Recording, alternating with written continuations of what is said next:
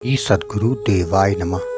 भाइयों बहनों, आप लोगों का बहुत सारा प्यार मुझे लगातार मिल रहा है, जिसके कारण आप जैसे राम नाम प्रेमी भक्तों के लिए यह दास हर बार नए वीडियो बनाने का प्रयास करता रहता है। जिन भाइयों ने राम नाम के अनुभवों को ईमेल के माध्यम से मुझ दास के पास भेजा है, उस पर वीडियो बनाकर गोकुल भवन अयोध्या यूट्यूब पर यह दास लगातार पेश कर रहा है, जिससे राम नाम के प्रति लोगों के रुझान बढ़ाने की मुहिम में हम सभी लगातार अग्रसर हो सके।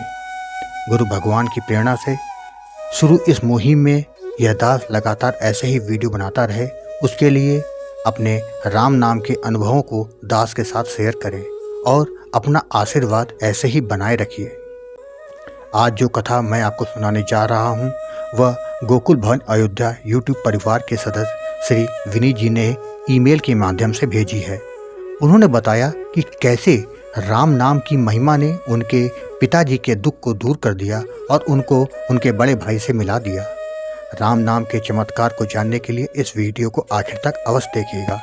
लेकिन उससे पहले जिन लोगों ने गोकुल भवन अयोध्या यूट्यूब चैनल को अभी तक सब्सक्राइब नहीं किया है, उनसे निवेदन है कि चैनल को सब्सक्राइब कर दें और बेल आइकन अवश्य दबा दें, जिससे नए वीडियो के नोटिफिकेशन समय समय पर आपको मिलते रहें। विनीत जी ने बताया कि उनके पिताजी का नाम कमलेश मिश्रा है। वह 1985 में आगरा के प्राथमिक विद्यालय में अध्यापन का कार्य करते थे।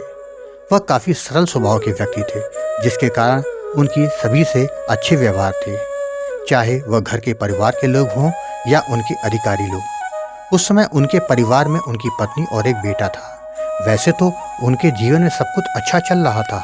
एक मध्यम वर्गीय परिवार जैसा रहता है वैसे ही उनका रहन सहन था, मगर उनके बड़े भाई बड़े लालची प्रवृत्ति के व्यक्ति थे। उनका अपना कारोबार था जो कि बहुत अच्छा चल रहा था। उसके बावजूद उनकी नज़र पुश्तैनी ज़मीन पर लगी थी कि कैसे करके उसे हथिया ले। जो खेती बाड़ी में मिलता उसे वह स्वयं हड़प जाते। अगर कमलेश जी उनसे कुछ मांगे तो काफ़ी खरी खोटी सुना के भगा देते थे। उन्हें कुछ नहीं मिलता था, क्योंकि उनके माता पिताजी की मृत्यु 1979 में एक सड़क दुर्घटना के दौरान हो गई थी। अतः वह अपनी बात किससे कहें। उन्हें कोई दंड फन तो आता नहीं था, जिसका फ़ायदा उनका बड़ा भाई बखूबी उठा रहा था। वह चाहता था कि वह अपना हिस्सा ना ले, उसे सब कुछ मिल जाए, जिसके कारण वह बहुत परेशान करता था। कमलेश जी की पत्नी उन्हें काफ़ी समझाती रहती थी, कोई नहीं, आप अपने काम पर ध्यान दीजिए, भगवान को जो मंजूर होगा वही होगा।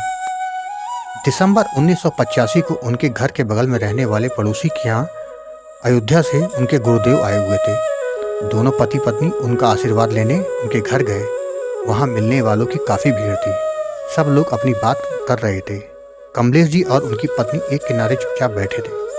कुछ देर के बाद रात 9 बजे जब सब लोग जाने लगे तो कमलेश जी भी उठकर जाने के लिए गुरुदेव के पास पहुँचे। प्रणाम करके उठकर चलने लगे तो उन्होंने पूछा, तुम कुछ परेशान लग रहे हो, निसंकोच अपनी बात कहो, शायद मैं तुम्हारी कुछ मदद कर सकूं।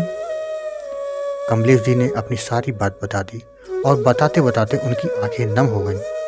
गुरुदेव ने उनके सर पर हाथ फेरा और बोले, परेशान मत होना बच्चा, तुम राम नाम का जप करो, बाकी सब अच्छा हो जाएगा। कमलेश वहां से घर आ गए।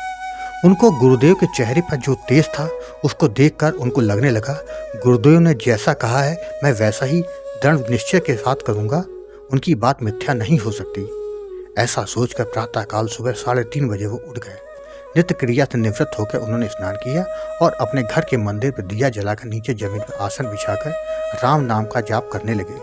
उनका नियम था रोज सुबह और शाम 2 से 3 घंटा राम नाम का जाप करना। इसके अलावा बाकी समय मानसिक जाप को लगातार करते रहते थे। उनको पूर्ण विश्वास था कि गुरुदेव की बात जरूर सत्य होगी और मुझे मेरे दुखों से जरूर मुक्ति मिलेगी। ऐसा करते करते कुछ समय बीत गया। फरवरी 1986 को कमलेश जी के बड़े भाई उनके पास आए। उनसे अपने किए की माफ़ी मांगते हुए बोले, कुछ दिनों से मेरा मन बहुत अशांत चल रहा है, कारोबार जैसे बर्बाद हो गया, कोई चीज़ मुझे अंदर ही अंदर खाई जा रही है कि मैं अगर दूसरे के साथ गलत करूंगा तो मुझे दंड मिलेगा। पिछले 2-3 दिनों से एक साधु सपने में आ रहे हैं। वो कह रहे हैं, भाई का हड़पोगे तो तुम्हारा सब बिगड़ जाएगा। मुझे अपनी गलती का एहसास हो गया कि मैंने तुम्हारे साथ बहुत गलत किया, अतः अब तक जितना भी तुम्हारा हिस्सा मेरे पास है वो सब तुम ले लो। अगर हो सके तो अपने बड़े भाई को माफ़ कर देना। हम दोनों भाई मिलजुल कर रहेंगे। इतना कहना था, दोनों भाई गले मिल गए। बहुत देर तक फूट फूट के रोते रहे। कमलेश को उनका हिस्सा मिल गया। दोनों भाइयों का एक दूसरे घर आना जाना फिर से शुरू हो गया। तब से किसी बात की कोई कमी नहीं है। बहनों, आपने देखा जब कमलेश जी के जीवन में बदलाव आ सकता है राम नाम के प्रभाव से, तो क्या आपके और हमारे जीवन में नहीं आ सकता? जरूर आएगा। यह दृढ़ विश्वास रख के राम नाम का जाप करिए, फिर चमत्कार देखिए। आपको कथा अच्छी लगी हो तो कमेंट बॉक्स में जय श्री राम लिखना मत भूलिएगा। आपसे निवेदन है, अगर आपके पास भी राम नाम का अनुभव हो तो उसको मेरे ईमेल पर भेज सकते हैं, जिस पर वीडियो बनाकर मैं अपने चैनल में अवश्य प्रस्तुत करूँगा।